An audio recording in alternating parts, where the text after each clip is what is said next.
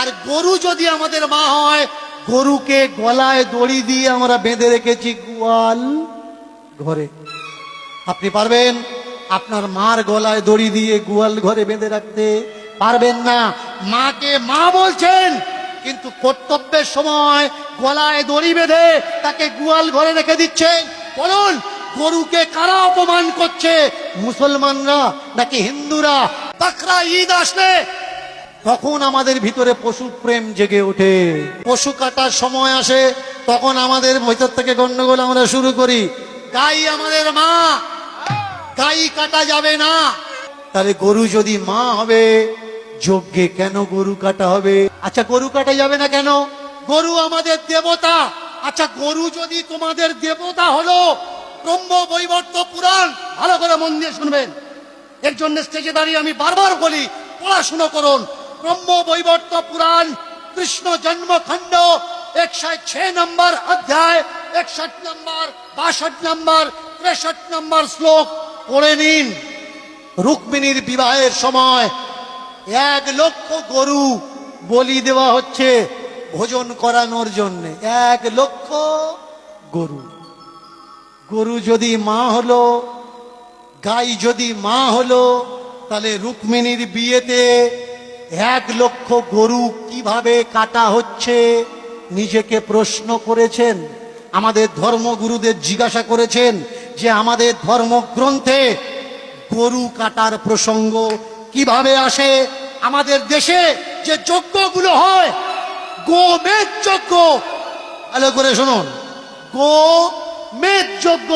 গো মানে গরু, মেদ মানে কি? মাংস। গরু কেটে গরুর মাংস দিয়ে যে যজ্ঞ হয়, তাহলে গরু যদি মা হবে, যজ্ঞে কেন গরু কাটা হবে? কখনো কাউকে জিজ্ঞাসা করেছেন? গরু যদি মা হয়, বলুন তো, গরুর ছেলে মানে বাছুরটা কে হবে? ছোট ভাই হবে। মার পেটে যে হয় সে তো ভাই হয়। এবার বলুন, গরুর বাছুর হলে, বাছুরটা যদি আমার ছোট ভাই হলো, 21 দিন পরে গিয়ে প্রথম দোয়াটা কতদিন দেন? কতদিন পরে দেন? 21 দিন না? তাহলে আপনার মা যদি আপনার ছোট ভাইকে জন্ম দিত, 21 দিন পরে আপনার ছোট ভাইয়ের গলায় দড়ি দিয়ে পাশে বেঁধে রেখে আপনার মায়ের জননীর গর্ভধারিণীর দুধ দুয়ে বিক্রি করতে পারতেন? আমাকে বলবেন না যে আমি হিন্দু ধর্মের অপমান করছি। আমি প্রশ্ন করছি, আমি জানি না, আমি অবোধ শিশু। আপনাদের কাছে জানতে চাচ্ছি কোনটা করা উচিত আর কোনটা করা উচিত নয়। বলুন তো, গরু যদি আমাদের মা হবে, অনেকে বলে গরু দুধ দেয়, গরু দুধ দেয়। ভালো করে শুনুন, গরু কখনো দুধ দেয় না। বাছুরকে বেঁধে, গরুকে বেঁধে আমরা দুধ বের করে নিই। গরু আমাদের দুধ দেয় না, অচেরায় পড়ে দুধ বের করতে বাধ্য করাই। আর যদি দুধ না দেয়, লাথি মারে আমরা কি করি? সামনের পা বাঁধি, পিছনের পা বাঁধি।